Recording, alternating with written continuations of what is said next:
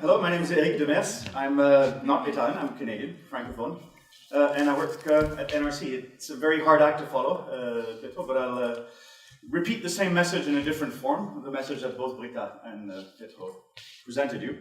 I'm head of the core competency section at NRC, which is essentially the section responsible for program development, program support to our country programs. I'll do my little presentation, and afterwards I'll say a few words about the work that NRC would like to do with NTNU in a partnership that we've just now started operationalizing. I've been with NRC since 2001, and I spent 3 years in Burundi, working in an education program in a northern province, completely isolated. I didn't have a camera, so I don't have any good pictures to show at the time, and I had to borrow some pictures for my presentation from Pietro. I was between missions in summer 2006, visiting my family in Canada.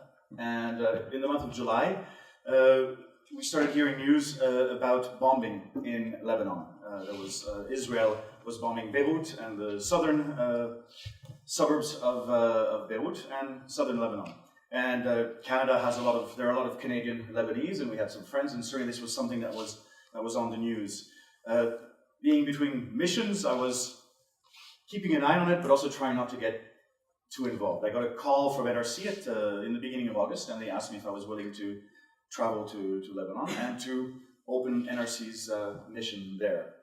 Of course, these were the pictures that I could see from Canada, and I knew as days went by and I could see that there was increased movements of population, a country that had known a fair amount of peace for about 20 years, suddenly was being plunged back into significant violence, people not really knowing where to find solutions, particularly because Beirut was being bombed. And I was getting a sense that I was probably going to travel to Lebanon. And sure enough, I was on a flight to Damascus on the 14th of August, 2 days after the bombing stopped, and landed at 3 o'clock in the morning in Damascus, got into a taxi with a driver who didn't speak either English or French, and my Arabic is non-existent. We drove into the night, got early in the morning, and went to the hotel, slept a few hours, and woke up in the morning to see what was happening in Lebanon, or in Beirut. Went to the southern suburbs where the bombing had recently finished, and saw the damage. And I was a bit shocked after 3 years in Burundi, where I saw what was essentially 10 years of civil war in Burundi, how little damage there was. You had mud houses that had been abandoned, where the roof had been stolen, that had crumbled down. But what I saw in Lebanon was what 3 weeks of surgical strikes actually means. And I'll spare you some more pictures, but I was shocked by the damage that I saw. I was also incredibly poorly equipped to respond to it. I went to Burundi as an education coordination person. So I worked with education programs with children and youth.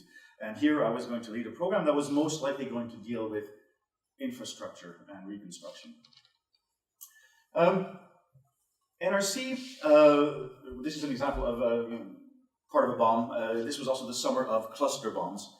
Millions of cluster bombs were rained over Lebanon, and we would have to find a way of contributing to the reconstruction of southern Lebanon in a very, very challenging environment. At the end of the summer, we received a call, at the end of August or early September, we received a call from the Ministry of Foreign Affairs here in Norway, who was hosting a donor conference, and in their plans to host a very large-scale donor conference that would see governments making commitments to rebuilding Lebanon. Norway wanted to make a gesture. They wanted to be, in a way, the first ones out, and they said, well, we have money for you. Please spend it. Start a shelter program. Start reconstructing Lebanon. Oh, great. And there I was, recruiting some colleagues, trying to find people who could help out, both locally and internationally, for something I had no idea about. And of course we thought, well, reconstruction, it's a bit like the YMCA, what do they call village people, the construction guys. This is, you're going to have crews rebuilding. What we're going to do is we're going to hire big warehouses. We're going to rent the biggest warehouse in Nabati, in a town in the south, and we're going to corner the market on cement and rebar, reinforcement bars, and we're going to reconstruct Lebanon. We decided to also then go visit some villages and tell them that we're going to come and reconstruct their villages. We were very proud because we had money before the Demers conference. The first mayor we met listened to us. Then he took us to his city council and we presented our credentials again and saying that we're NRC and we're very experienced and we will help you reconstruct your village. And they nodded and they said, so how are you going to do it? I said, well, we're going to have technicians, we're going to hire a lot of engineers, a lot of construction people, we're going to find some contractors, we're going to have a big warehouse where we're going to have all of the cement in the country, and we'll dish it out and we'll reconstruct. And they said, well, this is going to cost you lots of money. You're going to pay twice the price for the cement that I would pay. You're going to be fooled and extortioned by a couple of contractors who will take advantage of you. And you're going to build poor constructions, and you're not going to be able to build everything that you want to do. You're doing it wrong. You need to give us the money, and we're going to reconstruct our own country. And of course, that wasn't part of the deal with the Ministry of Foreign Affairs, but after discussions and weeks of planning and thinking and trying to think how we would do this, the communities came up with the right solution, which was ultimately that, yes, they would, together with us, identify what was needed for them to reconstruct part of their houses, that we would establish an assessment of what was the average cost for each of these houses, and we would pay them in installments. We signed contracts with them where they would do in 3 installments reconstruction work on their houses based on standards that we agreed upon. This ended up being cheaper. We never had to rent a big warehouse, and we certainly didn't corner the market on rebar or cement. The idea of consulting the beneficiaries came a few weeks too late, not because we don't do it, but because there was huge political incentive to provide some sort of rapid response. There was a donor, a Norwegian donor, wanting to show that they were making a difference for Lebanon, and they wanted to use us, and we were very happy to be their instrument in furthering their political message. I guess the moral of the story, obviously, is engaging with the communities. For me, those 2 weeks, 3 weeks of talking to the communities and realizing that my assumptions were all wrong, and my assessment of my capacity was all wrong. My understanding of the problem was all wrong. Context, you see a number of shelter responses. Shelter is not the sector in which I'm particularly an expert, but I have some very strong shelter colleagues around the world. And when you try to sell them a one-size-fits-all solution, a product, like, for example, the flat-pack shelters that IKEA has developed, they always say, no, this is completely useless. And what they mean is that it's not something that can be used everywhere, that it can be used somewhere. It can be the perfect solution in a certain context for a certain amount of time. But in the kind of situations where we work, displacement, conflicts, populations are displaced for a very long time. The average, for NRC, the average length of the conflicts of the countries where we work is 15 years. The average length of the displacement is 20 years. The average length of our presence in country is 11 years. There's no solution that is the same solution for all these years. The phase of displacement, the phase of the emergency might require different solutions. And ultimately, my shelter colleagues insist time and time again that shelter is not about a product. It's not about a flat pack product or a big product.